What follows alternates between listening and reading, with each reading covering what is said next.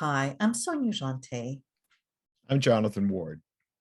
And I'm Kimberly Lane, and together we're unlocking leadership.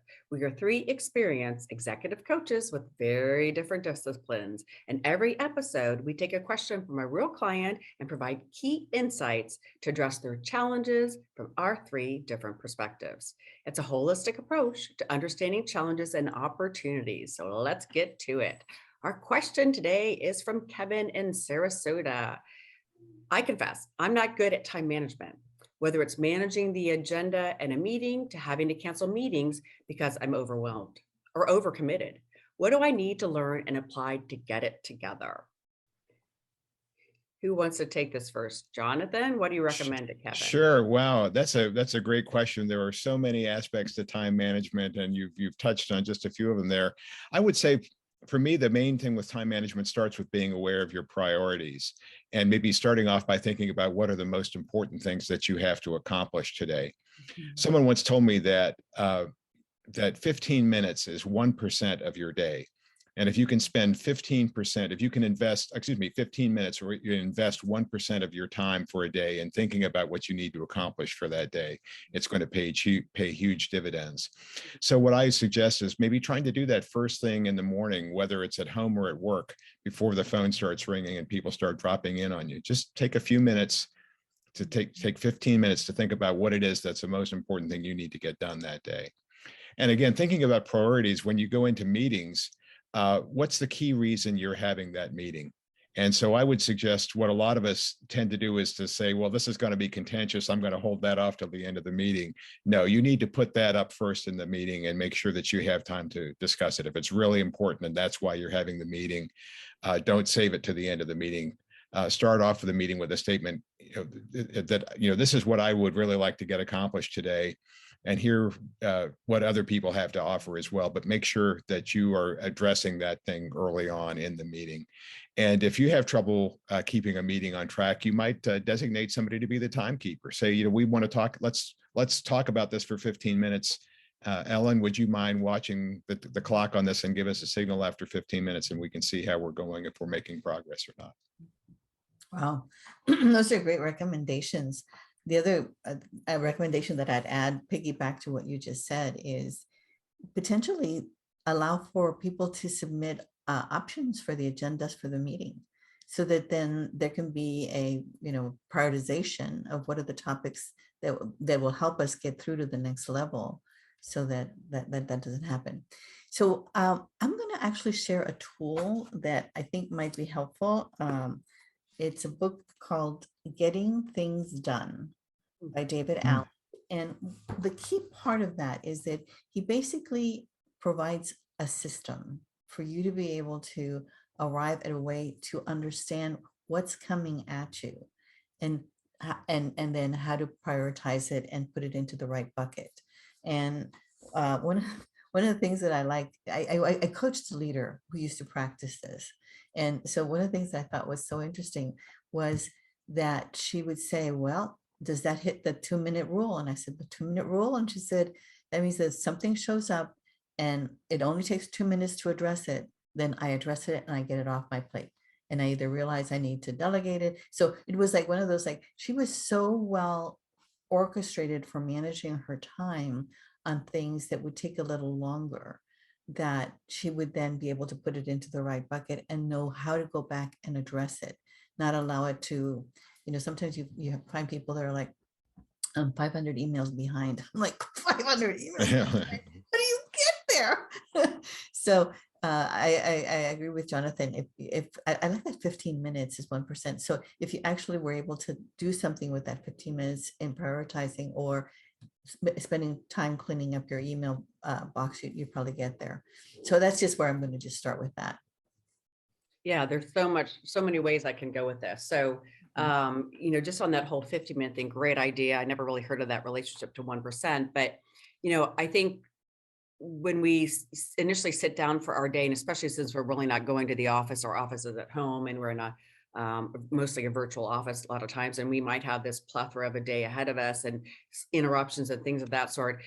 I found that if you set the timer or have some kind of like, okay, I've got maybe an hour before my next meeting or my next phone call, I'm going to take 45 minutes and I'm going to focus on what's most important, and then tackle that task, get up, take a break, have your call again. So setting small amounts of time slots to get something done versus saying, I'm going to sit at my desk till start here, there, and this is all the stuff I've got to get done. So I think that would be my first recommendation. Set small goals, tasks at a time that you can complete in a certain chunk of time. So that's knowing what you're able to do. So that also comes around expectation.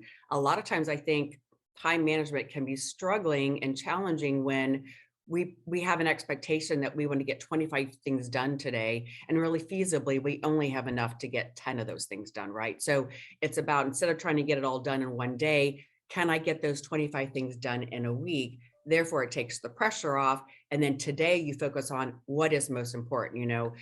Putting first things first, I think, always lets the rest of it fall off. So if you actually sit down and say, what are the top things I really need to get done today that are going to be either drive revenue, build my relationships, meet a deadline, etc. And then you concentrate on those 10 things, either the rest of them, the other 15 will either fall off, get eliminated, or someone else is going to do it, or you have to do it, but you're going to do it in the right priority. And when we say align with our priorities, we have less stress and anxiety because we know we're spending quality time on the right quality things. I will also give a caveat to that, because a lot of us as human beings will not work on what's most important because we are afraid to work on what's most important. So we'll do the little things, like we'll go take the dishes out of the dishwasher, or we'll call a friend, or we'll not focus on what's most important. So that ends up becoming a whole nother issue we can talk about, whether it's fear of failure or everything we do to sabotage our success. So I will stop there and look for some feedback from you guys. I would say one of the key things too, as a leader, is taking more advantage of delegation. And one of the things that I hear most frequently from people that I talk to is, well, I can't delegate because my team is overworked already. And if you talk, I ask the people, have you talked to your team and asked them if there's anything they would like to be doing of your work? Because they suffer from you being overscheduled as well, because they're not able to get time from you. And there was an organization that Sonia and I both coached in a while back, and we worked with the CEO of the organization. We had everybody go back and look at their calendars for the last year. How many hours, assuming that you have like roughly 2,000 hours in a work year, how many hours did you spend? And the CEO had something like 3,600 hours on her schedule.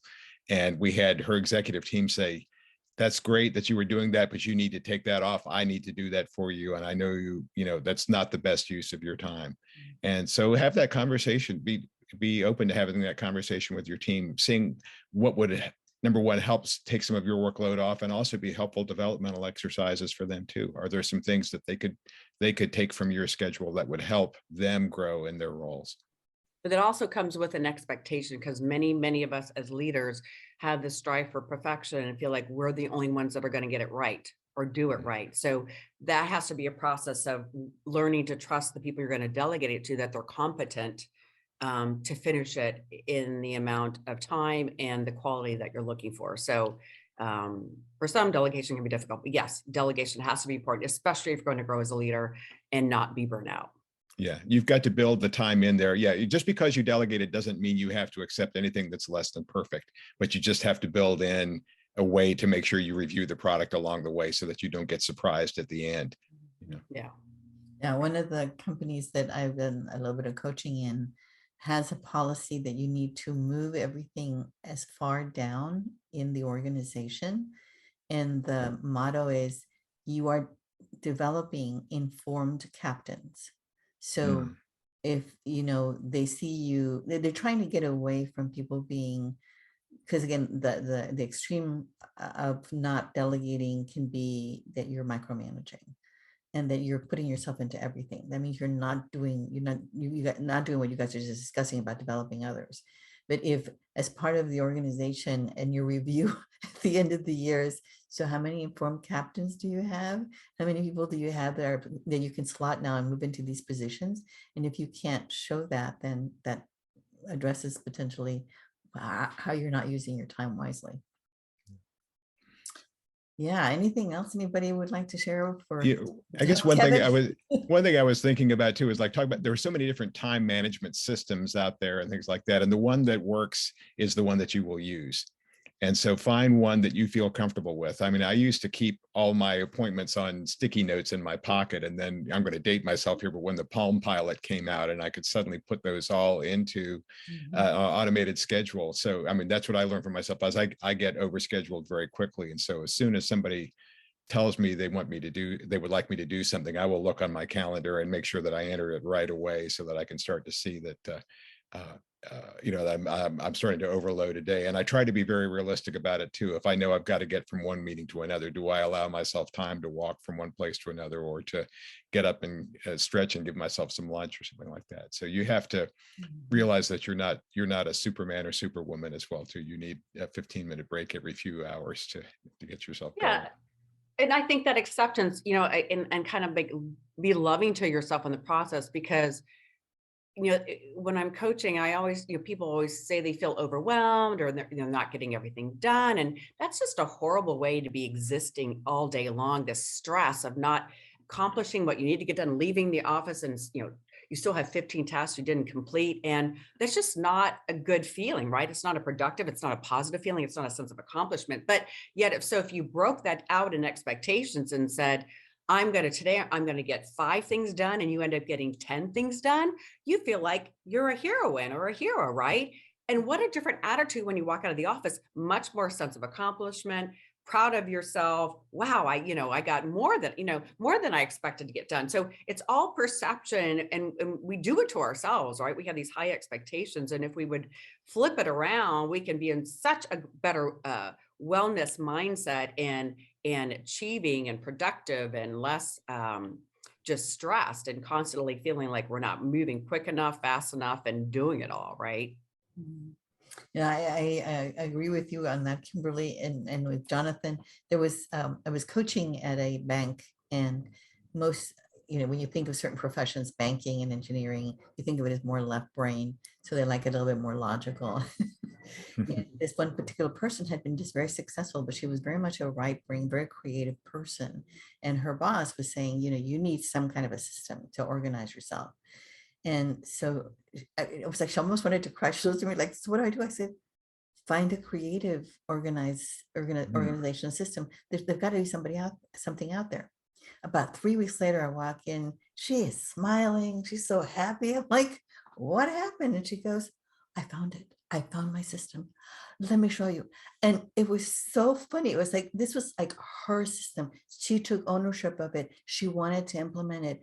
And it just cleaned up the entire way that she managed her time. Wow. So it was like she found something that spoke to her in a language and in a way that she could connect to, that made it safe for her to practice what the left brain guys were doing and still be good at it. Wow. So thank you, Kevin from Sarasota, for your question today. We hope you, our viewers and listeners, gain new insights on best time management practices. To our listeners, if you like the content we shared today, please like this episode and also share and subscribe to our YouTube channel, Unlocking Leadership-AskTheCoaches.com. We look forward to reading your reviews. You can also find Unlocking Leadership-Ask the Coaches on Apple Podcasts or your favorite podcast platform. If you have leadership questions or would like to reach out to one of our coaches, please email us at info@unlockingleadership-askthecoaches.com. We would love to hear from you. Thank you for joining us today. Tune in next time to find the keys to unlocking your best leadership.